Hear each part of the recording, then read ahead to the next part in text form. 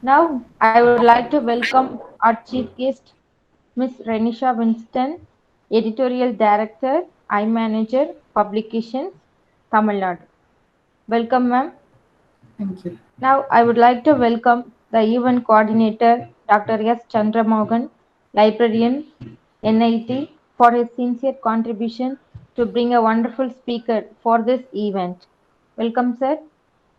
Now, I would like to Welcome, madam. welcome all HODs, teaching and non-teaching faculties of our college and participants from various institutions. Finally, I would like to welcome my dear colleagues and HODs of other departments, my dear students and participants. Once again, I welcome all for this event. Thank you. Thank you, ma'am. For the felicitation address, I kindly invite Dr. N.K. Shaktivel, Dean of Academic Affairs at Nehru Institute of Technology. Thank you, ma'am. A very good afternoon. Happy good afternoon. I am extremely sorry as I had a class from 11 to 12. I couldn't join on time. I'm sorry. First of all, I would like to thank our most respected and valuable resource person, Renisa Winston, ma'am, Editorial Director, I Manager Publications, Tamil Nadu. Madam, we are extremely happy as we have a wonderful session on how to publish successful research paper. As far as the current scenario is concerned, all researchers, even faculty members, senior professors wanted to publish more research papers for demonstrating their performance. Publish or perish. It is a very simple word, everybody focusing. The successful research paper is very, very important. One reason because some papers I had opportunity to review and I understood that the works and all very nice, excellent contributions and all there, but the authors fail to highlight their contributions.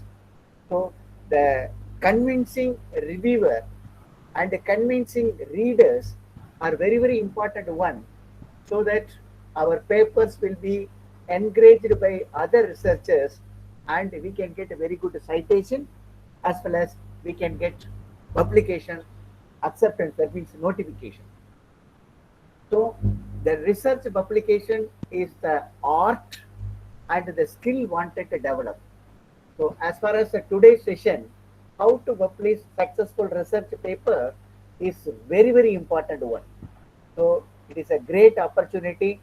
Our dynamic librarian, Dr. C.S. Chandramohan Kumar sir, rightly identified a right research person to conduct this session. So I thank librarian sir, and not only that, our aero department under the leadership of Professor Bhairavi madam conducting various programs like this. So the librarian sir supported aero department to conduct this session. We are extremely happy. So my dear participants, this session is very, very useful because you may have a research skill, you may implement and got a very fruitful result, that you wanted to write your ideas in such a manner so that you can successfully publish your paper. As far as our Nehru group of institution is concerned, under the energetic and dynamic leaders of Chairman Dr. P. Krishnadas sir and C1 Secretary Dr. P. Krishna Kumar sir, is encouraging our people to focus more research on this. Even our Nehru group of institutions offering scholarship and benefit to researchers for doing a research, for participating in international conferences, even for publishing papers, the faculty and all getting a stipend. So our Nehru Institute of Technology, under the leadership of our dynamic principal, proactive leader, Dr. Sivaraja sir, encouraging all faculty members to contribute the research work because he is encouraging to get the stipend. So our NGA as well as Nehru Institute of Technology encouraging researchers to focus to publish research papers. So my dear faculty members, my dear students and my dear participants, this session definitely help you to publish your paper So, and not only that, you can get the stipend from NGA. With these words, I would like to conclude my session. I'm extremely happy to join and participate this session because as a researcher, still I wanted to improve my research skill as well as writing skill. So my senior professors, HODs also participating in this session. I'm extremely happy. And my dear participants, please understand what our madam presenting and sharing her knowledge, skills, and if you have doubt, interact with madam, and it will help you to write very successful research paper. With these words, I would like to conclude my speech. Thank you very much. Thank you. I thank Professor Radhakrishnan sir also. Thank you. Thank you, sir. I now invite Professor T. Banu to introduce the Honorable Speaker of the Day.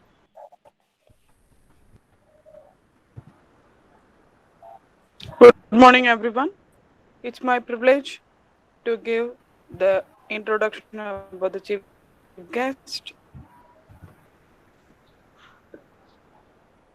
Ms. Renisha Vincent is the editorial director of iManager Publications, which is one of India's largest scientific research publishers, and she has been able to take the company to one of the most respectable journal publishers in India. iManager Publication publishes 28 academic journals in scientific, technology, education, and management areas in print and online forms. The journals have high reputation in India and internationally among the scientific community. iManager Conferences is a part of iManager Publications and conducts well-received conferences in various fields. She graduated from Tamil Nadu Agricultural University and has worked with large organizations in the field of content development. Thank you. Thank you, ma'am. With most respect, I now invite our Honorable Speaker, Ms. Renisha Winston, Editorial Director of iManager Publications, to share her thoughts. A very warm good afternoon to one and all present here. So before moving into the session, I would like to thank everyone who has made this possible today. This webinar, which will be very useful to young researchers who are looking forward to publish their research papers. So I would like to start with thanking the management of Nehru Institute of Technology, the chief patron, Dr. P. Krishna Kumar, the patron, Dr. M. Shivaraja, principal, co-patron, Dr. N.K. Shaktivel, who is Dean Academics, convener, Professor S. Bhairavi, coordinator, Dr. C.S. Chandramohan Kumar, the librarian. So I thank each one of you for giving this wonderful opportunity today. I also thank all participants who have taken the time to come and listen to this webinar. So without wasting much time, let me get into the session. So the session for today is how to publish a successful research paper. So before moving into the research paper, so we need to understand what is research and the importance of research in our day-to-day life. Because whenever people think of research, they think that research is something which is a very secluded topic and not for the common man. So it's not that, because research starts with inquiry of knowledge. See, we all know that necessity is the mother of all inventions. So it all started with the invention of fire, then with the invention of wheat, and from then on, we have come till the onset of artificial intelligence, data mining, machine learning, and what all.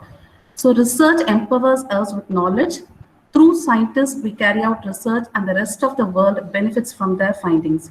So if you take the specifically healthcare, research helps to diagnose diseases and health problems and prevent the development or recurrence of disease, treat illness to improve survival rates, and improve the quality of life.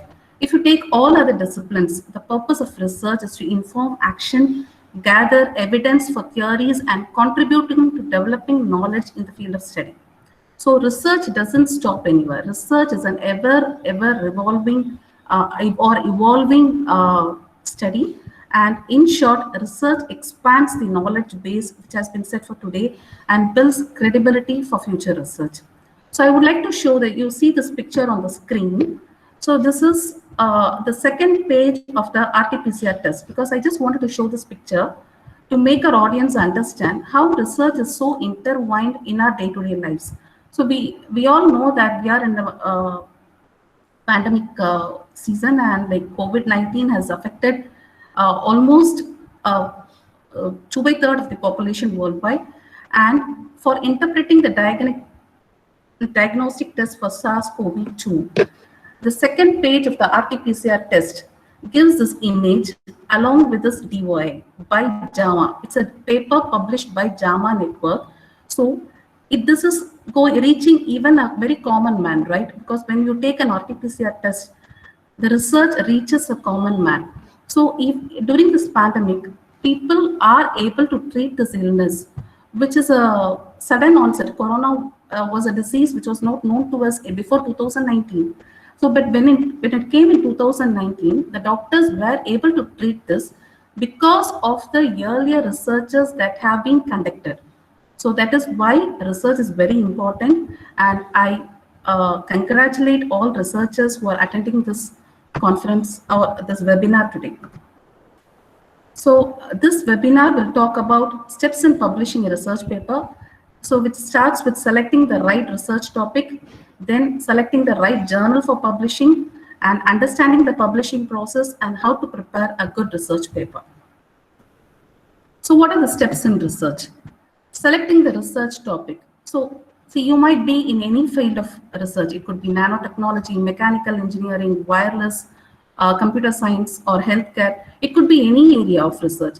So, but first of all, you need to have a good knowledge of the existing literature which is in your field, what previous researchers have done. So only based on the work that has been done in your field earlier, you will be able to identify the research gap that is existing or the need for what has to be done in future. So based on that, you have to get a novel approach to address the gap which is existing and what has to be done. And when you consider this novel approach, you make sure that it has the potential to contribute to the field of study that you are undertaking and to the society at large. So that is where the idea of a good research topic comes into place.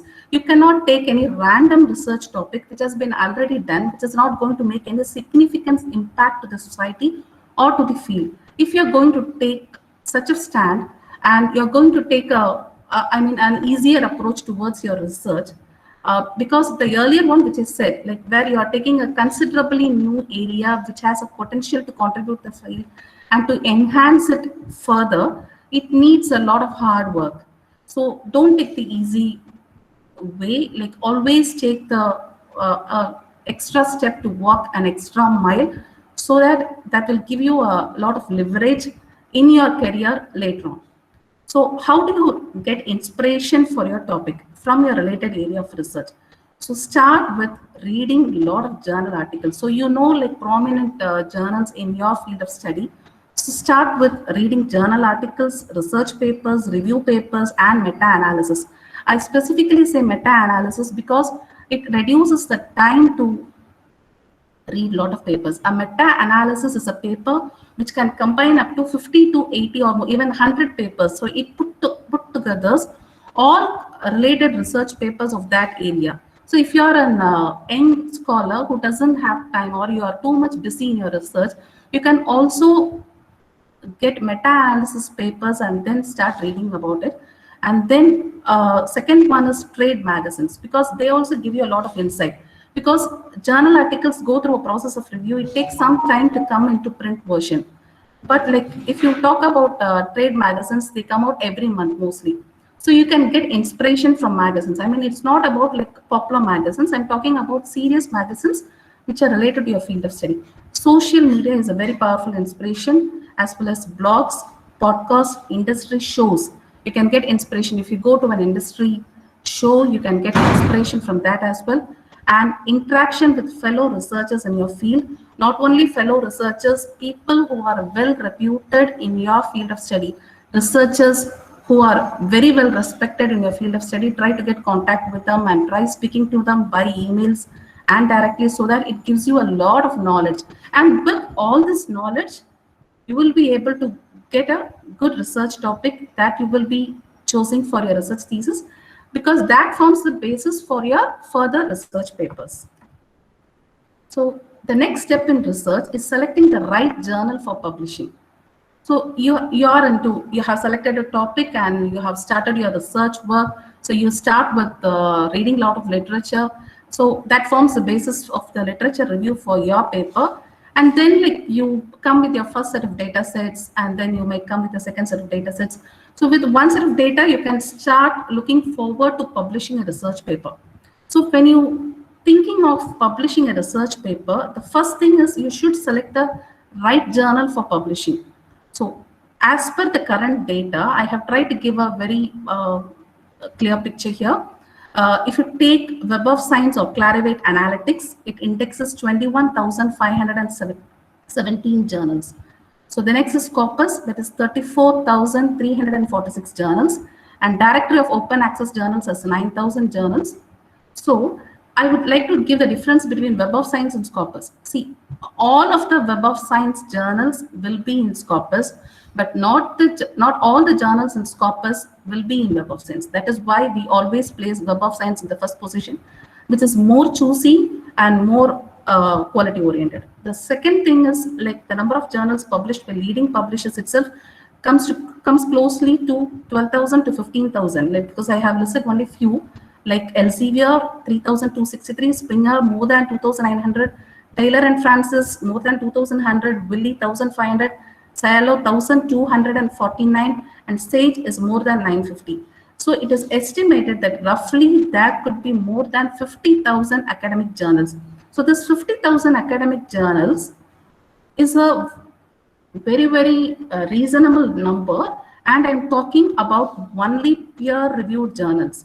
See, if you go further and if you consider predatory journals and all journals which are not very serious about proper research, then it could be more than 1 lakh, because a rough estimate talks that Google Scholar indexes around 1,50,000 journals. But Google doesn't give the exact number of paper or journals it is indexing. So I don't want to add that here. So these include, this 50,000 peer-reviewed journals include both traditional print and online and also open access journals. So I'll talk about open access journals detailedly. So how do you select the right journal? So if you are aiming for a top type journal in your field, it could be like material science or mechanical engineering or any field. If you're looking for the top type journal, everybody wants to finally reach an SCI index journal in the career. Everyone wants to publish an SCI paper. They want to have a SCI paper. But at this initial stage of your research, it might be not a very achievable dream, I would say. But if it depends upon the institution, the field of study you're taking, and so many other factors. So Social Citation Index expanded, Social Sciences Citation Index, Arts and Humanities Citation Index emerging. It has been classified into 4 databases. So if you're in social sciences, you have to check into this: sciences, science citation, arts and humanities, and emerging sources. Then comes Scopus or SciMago ranking. So all SCI journals are in Scopus, but not all Scopus journals are in SCI. So this I mentioned in the previous slide also. So you can use Scopus ranking also. Scopus is also very good. Like the next step where researchers want to reach is have to have a paper in a Scopus index journal. And the third thing is like there is a software which has been done by a professor from management. Her name is Anne Hassing. So it's a software called Publish or Perish. So it's a software program that retrieves and analyzes academic citations. And she has also prepared a journal quality list based on the citations and other areas of work by the journals. Fourth is Cabell's list. Cabell's is a whitelist and blacklist. So whitelist journals are preferred by researchers. Fifth is Ulrich Web directories. So Ulrich Web directories give you which of the journals are peer reviewed. So if you check, like I spoke about 50,000 journals which are serious academic journals. So most of those peer reviewed journals will find in Ulrich directories. So second, so what are open access journals? It is a rising trend, right? I hope like many of our my audience today, they know about open access journals. I don't know what idea like you have towards open access journals, Because see, open access and predatory journals are intertwined. All open access journals are not predatory, but all predatory journals are open access, that I can very boldly say.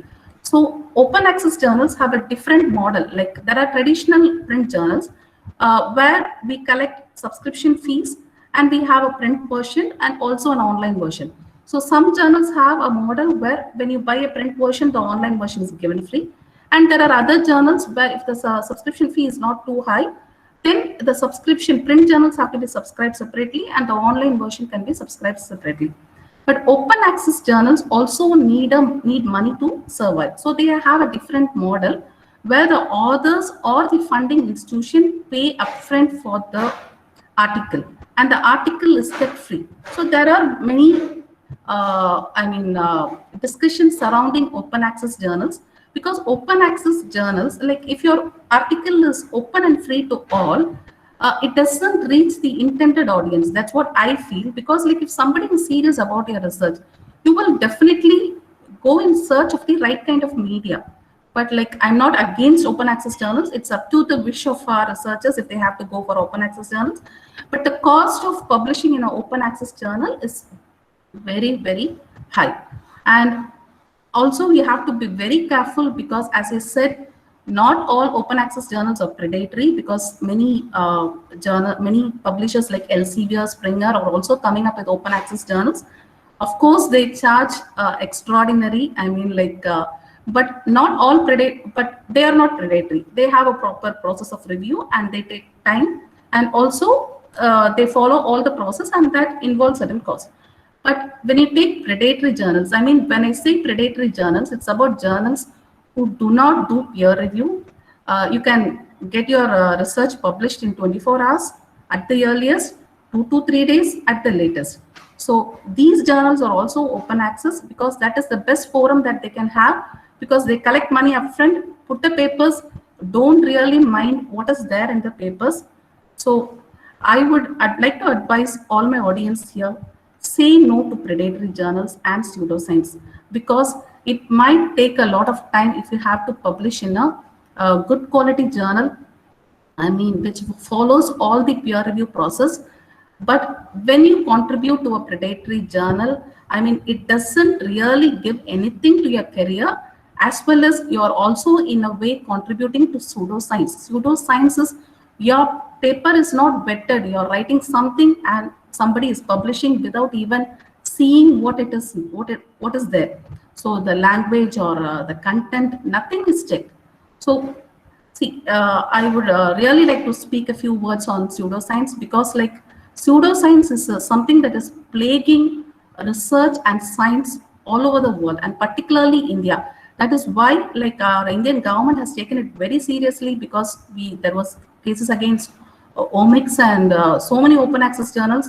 So pseudoscience doesn't contribute anything to science. So I'm again and again reiterating that please don't go with predatory journals and pseudoscience, because pseudoscience, people think like whatever published is true.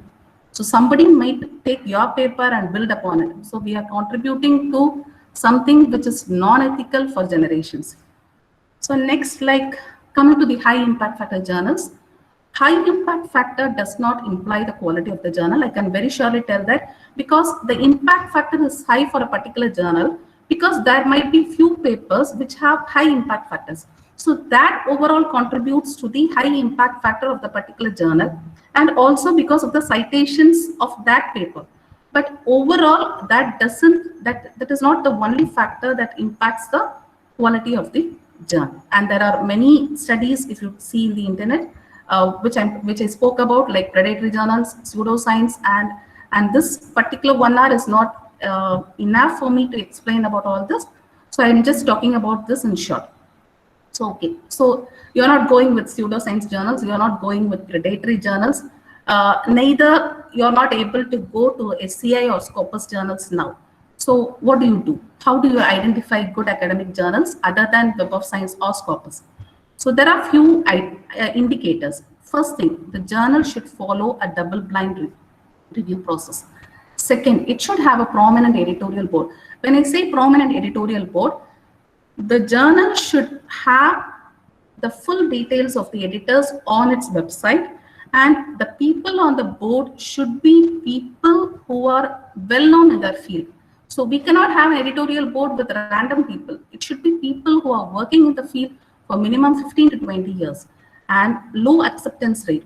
See, when I talk about essay journals, the acceptance rate could be 5 to 10% only. The rejections are very high. But when you go to Scopus ranking, like Scopus journals, the acceptance rate will be around 15 to 20.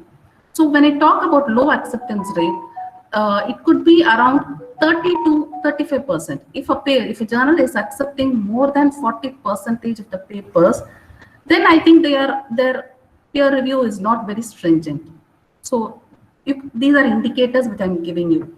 So finally, then the fourth one is abstracting and leading databases such as EBSCOhost, Procus, and Ulrich Web, because they take only peer-reviewed content, because they are very particular, though they are not up to the mark like Scopus or Web of Science.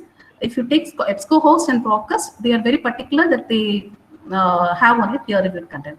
They should have, a journal should have a proper ISSN and a digital object identifier for all its articles. This is one indicator that the journal is genuine, and you should be able to view, and that is not a only indicator, because I'm again and again telling, when you are looking for a journal, look for all the 7.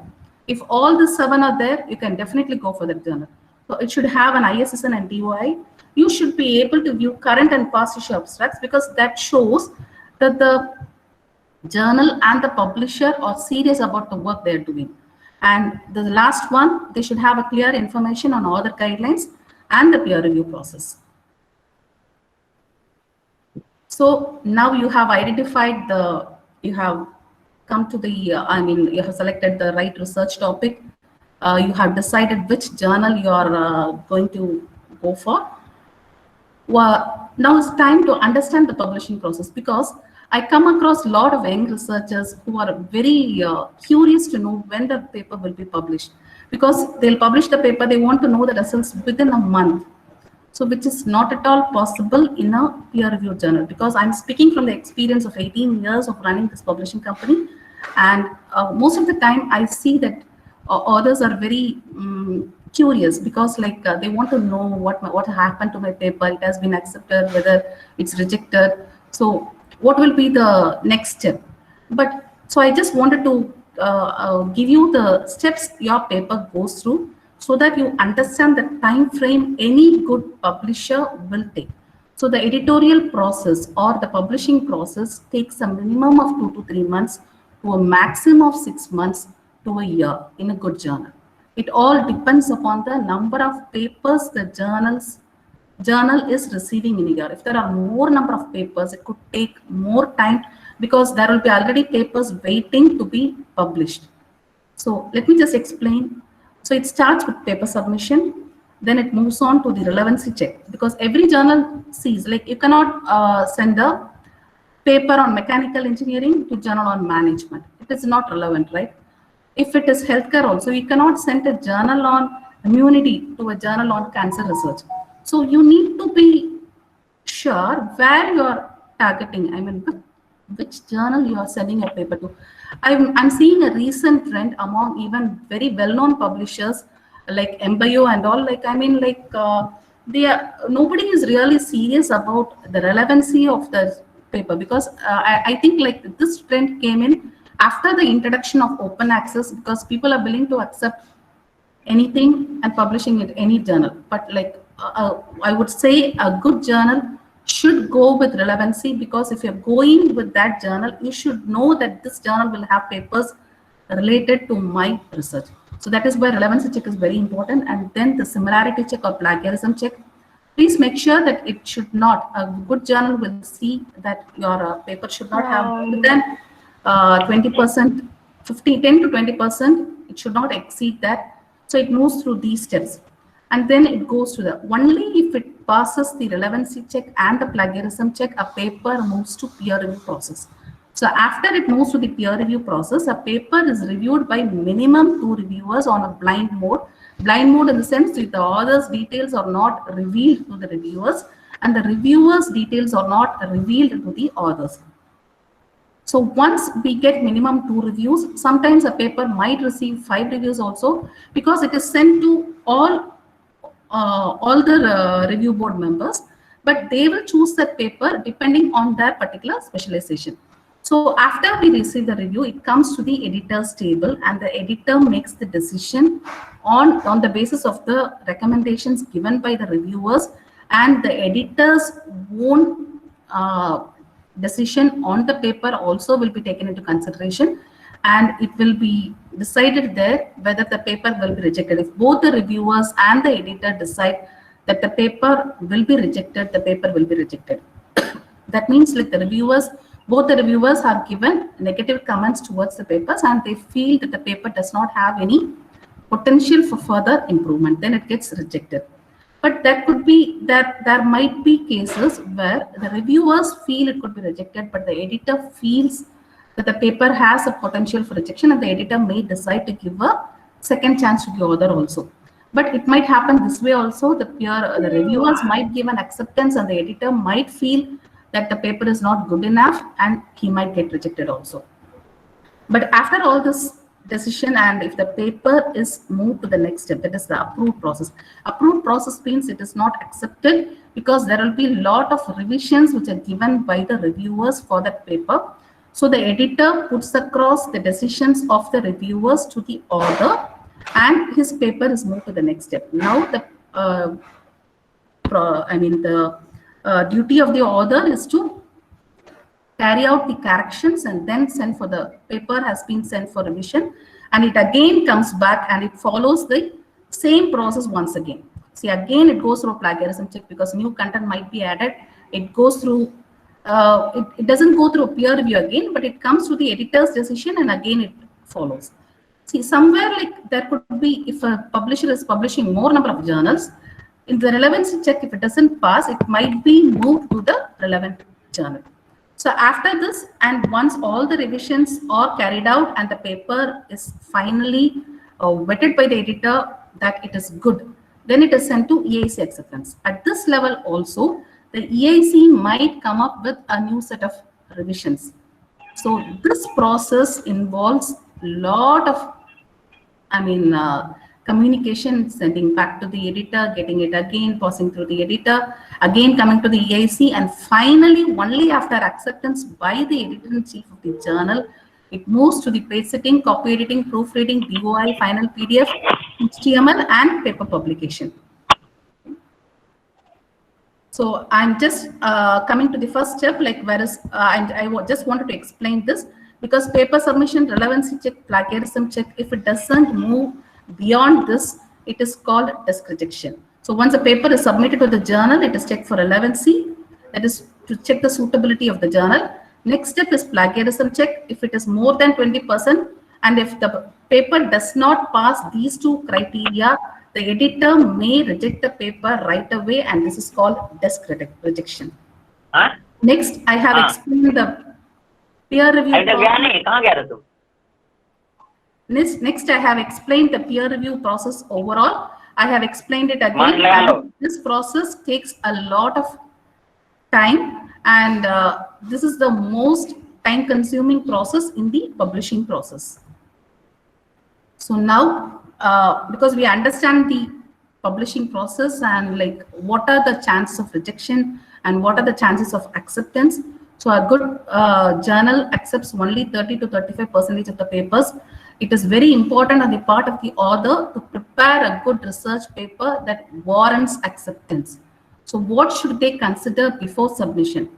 So I start with the scope of the research. The scope of the research is something that it should be of interest to the audience. As I said, like if it is, I explained the first slide, when you choose the research topic should be interesting. It should further research. It should contribute something to the field of your study and for future research. Second, is it relevant to the journal?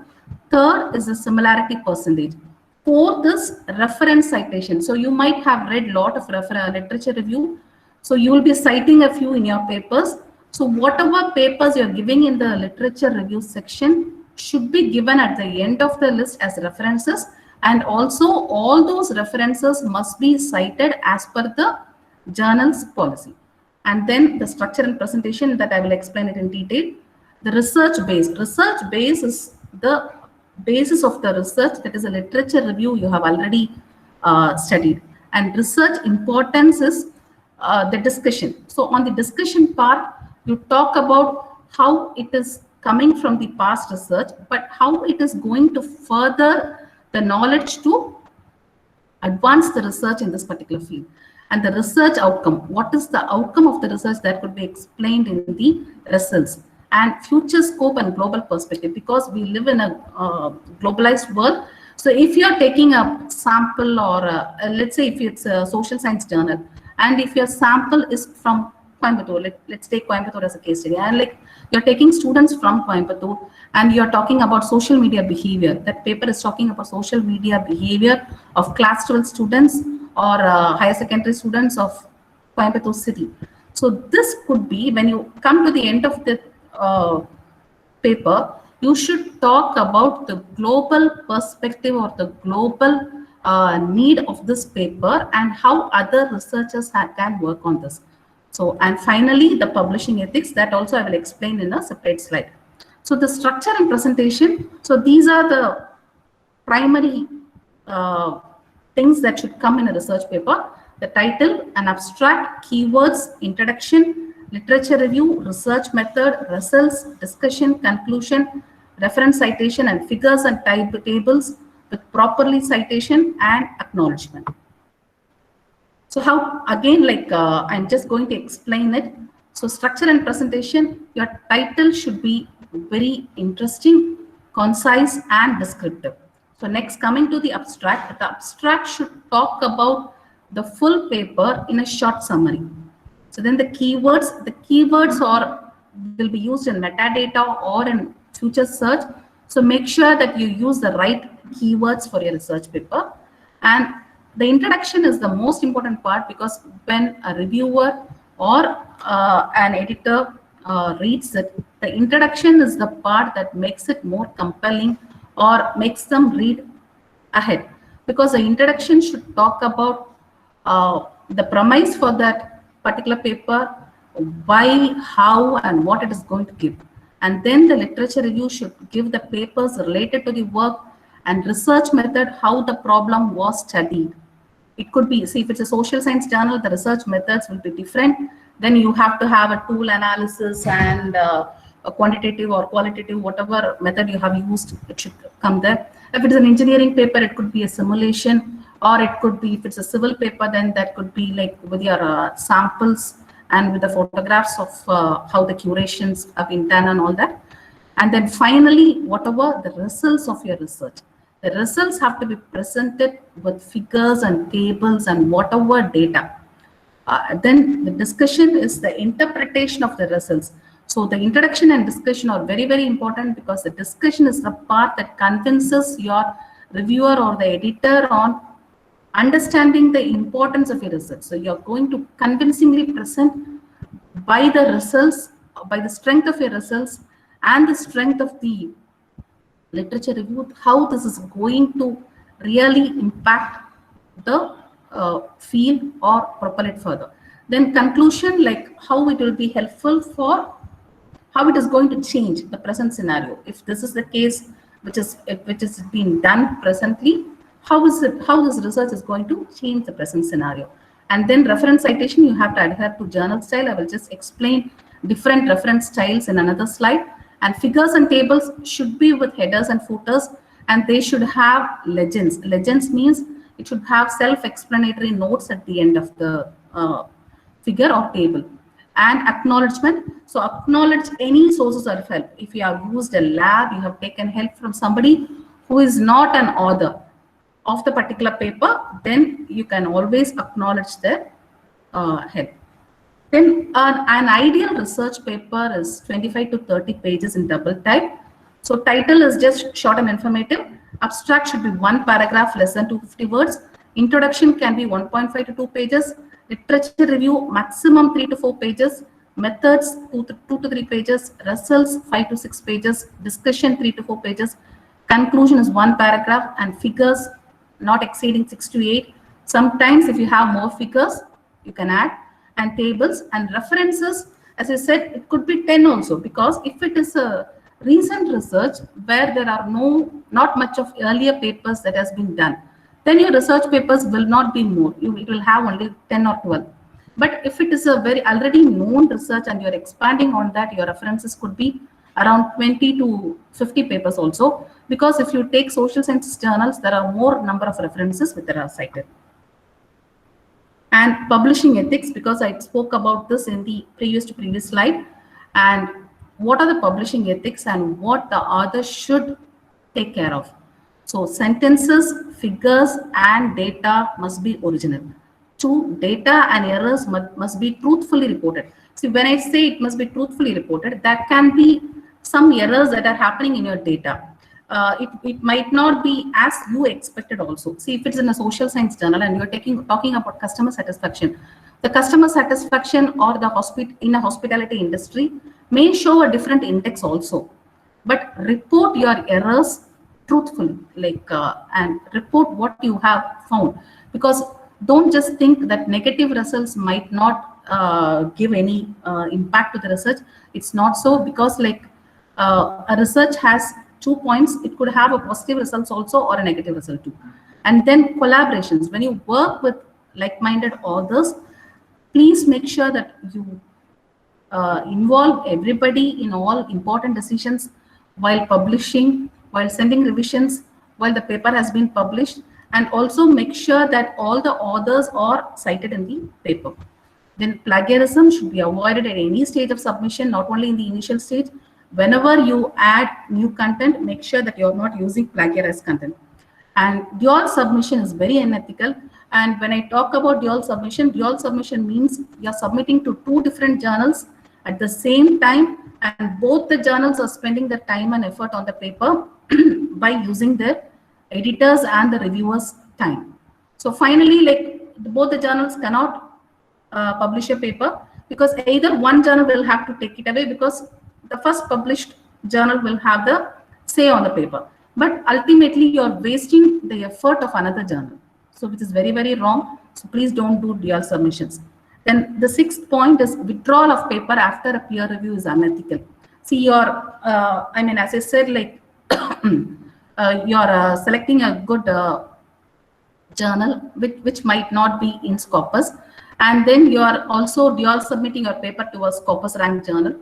And finally, you get all the review comments from this journal and use it to improve your paper for a Scopus ranking journal is not ethical.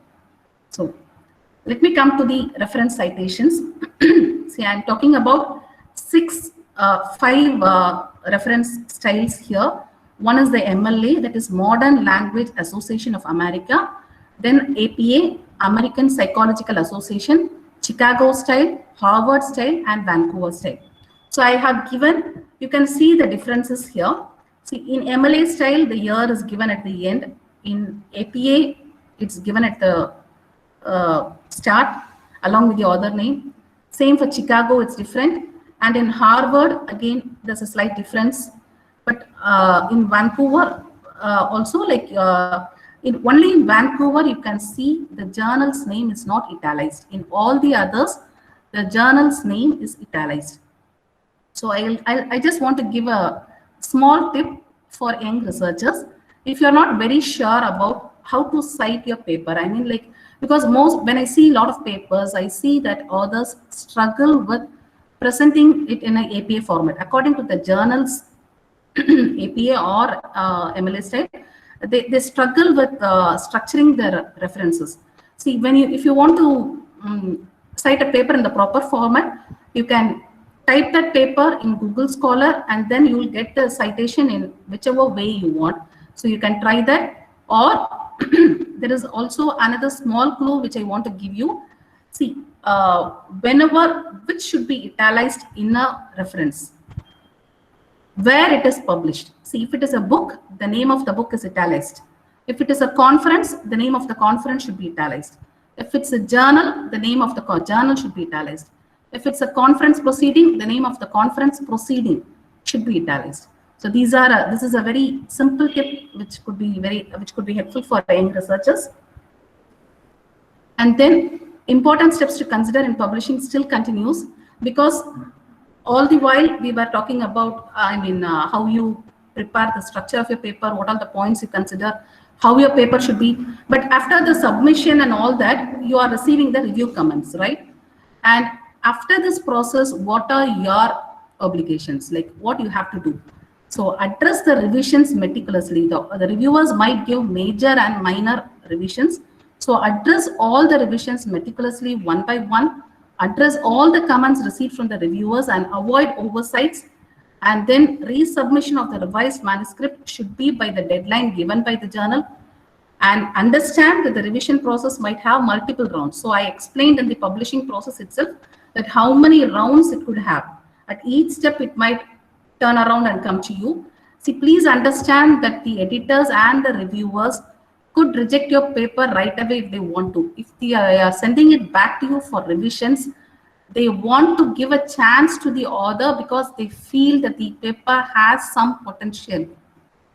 So please understand, if you are getting multiple revisions, that your paper has a potential, and please try to address all comments, and that will give a lot of improvement to your paper, and also it increases the chances of your acceptance. And important points, see, that could be in the review.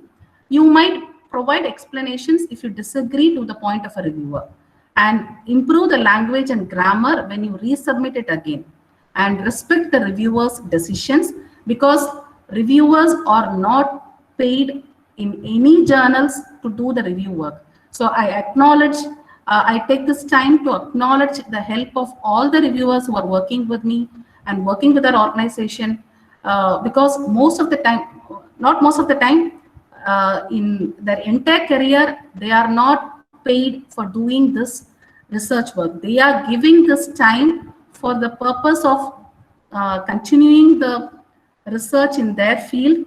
They are helping out young researchers by spending the time. So we need to value that and understand that the process takes time. So finally, after all the revisions and your paper has been accepted, congratulations. So your paper has been accepted. But what if not? What if your paper has been rejected? So try to find out the common mistakes. So one is, these are the common mistakes and the main reasons for rejections. I've tried to give out all the points. So one is formatting issues, then sending to the wrong journal, grammatical and spelling errors, too few or too many references, missing references, revealing identity of authors, tables and figures wrongly cited or missing, and wrong data in tables. Because sometimes I see in social sciences papers, the table is talking about boys and girls and the data is interchanged. So very careless mistakes by the researcher, but it ends in finally the paper getting rejected. And main reasons of rejections are not clear about the paper's contribution to the field. Second, it is not well positioned to the journal. Third, the discussion is weak. Again and again said, the discussion and the introduction are very important. And finally, see, you speak a lot in your introduction, and if your research and the conclusion is not aligning with the introduction, you promise a lot, but you are not delivering. So that could be a reason for rejection too. That is the fourth point. And then outdated references. Make sure when you give references, you give references to the very recent year. I mean, if you are publishing in 2021, take references till 2020. And then there are major methodological problems, plagiarism, and not responding to the reviewers' comments, and not responding to the reviewers' comments in time. So these are the main reasons for rejections. So I'm almost coming to the end of this webinar, and I hope whatever points I have given will be useful to you in some way, because I've tried to give my years of experience in the publishing field. So sitting from the point of a reviewer and the editor, I have given these suggestions for improvement of a paper and understanding the process, selecting a topic, and overall. So finally, while concluding, I would just talk to you about what our journals do. So we address researchers in 4 fields: scientific, technology, education, and management. And we also address media talking and researching in these areas. Our journals address education practitioners, trainers, lecturers, advisors, and consultants, authors with related interests, because we publish 28 journals. And highlights of our journals, it offers wide and clear approach to technological advancements. 2, encourages discussion of wide and varying aspects that addresses the educational sector. It supports continuing educational development fused with technological advancements, benefits educational practitioners from the researchers conducted worldwide. So this is the purpose and what we are highlighting through our journals. And why publish with this? Because, say, I would like to talk about, like, we have a good number of reviewers and editorial board members in our journals, and also we have good number of authors publishing with us, because we receive more than 300 submissions for one journal in a year, and our acceptance rates are high in certain journals, but not in every journal that we publish. But I just want to talk about what are the key features of iManager's journals. There is no publishing fee. Right from the year we started till now, we have a policy of no publishing fee. And 2, and I would explain why we have a no publishing fee, because we are not paying our reviewers. So we don't want to collect money from the authors, because our subscribers, because we believe in giving quality curated content to our readers. And if our readers are interested in subscribing to the journals, they will definitely buy from us. So next is as abstracting and indexing in leading databases. We follow double-blind peer review. We have a highly qualified editorial board. We have 18 years of publishing quality content. We give a green open access to authors. So this is something I wanted to explain. Green open access is if an author published with us, the author receives a free online access to the journal along with a PDF copy, and we give permission to the author to post this in his institutional repository alone.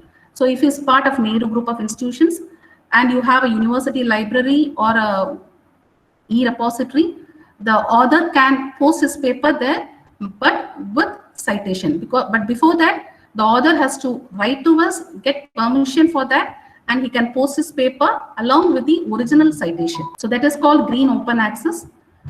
And we give a wide social media coverage, because we are our company and journals have social media accounts in most of the popular pages, and we post all the abstracts there for free for people to read, because we want people and your research to be seen by the maximum number of people. And there are few artificial intelligence apps which are coming up in the academic publishing field, that is called wisdom.ai and sciencegate.app.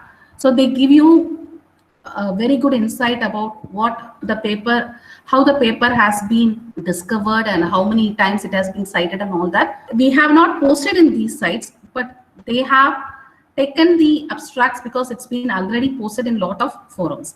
So availability of the articles in world's leading institutions. So I'm very proud to say that our journals are in the United Nations Library. PubMed, we have selected articles. All our articles have a DOI through Crossref, Google Scholar, Scilit, WorldCat, ERIC, Indian Citation Post, and LearnTechLib. And we are also talking brief about SDG Publishers Compact. So iManager Publications has signed to be a part of UN's SDG Publishers Compact, as we are a socially responsible publisher committed to publish peer-reviewed content on quality education through our educational journals, and sustainable cities and communities and affordable and clean energy through our engineering journals related to renewable energy and climate change, good health and well-being through our nursing journal. So the signatories of the United Nations SDG Publishers Compact, where other publishers like Elsevier, Taylor and Francis, Springer and all, they are all also part of it. We aspire to develop sustainable practices and act as champions of the sustainable development goals during the decade, that is 2020 to 2030, publishing books and journals that will help inform, develop and inspire action in that direction. You can check this link for the Compact members. Now it's a time for feedback and questions.